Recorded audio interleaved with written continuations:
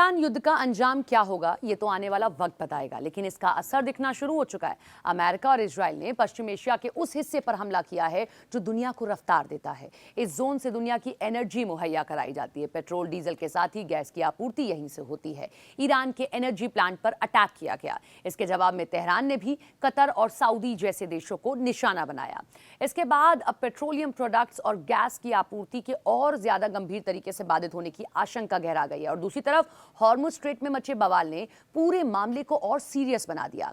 Energy corridor Hormuz से जहाजों की आवाजाही भी प्रभावित हुई है। इस पूरे घटनाक्रम से भारत भी अछूता नहीं है। अब ईरान जंग की धड़क हिंद महासागर तक पहुंच गई है। ईरान ने इंडियन ओशन में स्थित अमेरिका ब्रिटेन के joint military base Diego Garcia पर मिसाइल अटैक किया। हालांकि इससे किसी तरह का नुकसान नहीं हुआ, लेकिन ईरान के इस कदम से युद्ध की आग और भड़कने की आशंका है। और यदि हिंद महासागर क्षेत्र भी इसकी चपेट में आता है तो इससे निपटना भारत के लिए भी चुनौती होगा।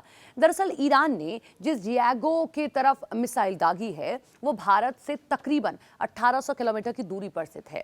भारत के लिए हिंद महासागर बड़ा ट्रांजिट कॉरिडोर भी है। ऐसे में यदि इस क्षेत्र में किसी तरह का बवाल खड़ा होता है या टकराव की स्थिति पैदा होती है तो नई दिल्ली के लिए ये कतई शुभ समाचार नहीं होगा। हॉर्मुज स्ट्रेट में पहले से ही उथल पुथल मची है। ऐसे में अब यदि हिंद महासागर में भी अशांति फैलती है तो तेल और गैस के साथ ही अन्य प्रोडक्ट्स की सप्लाई चेन के भी बाधित होने की आशंका बढ़ जाएगी। हिंद महासागर भारत के लिए वाटर गेटवे है। ऐसे में भारत ये बिल्कुल नहीं चाहेगा कि उसकी दहलीज पर किसी तरह का कोई भी टकराव पैदा हो।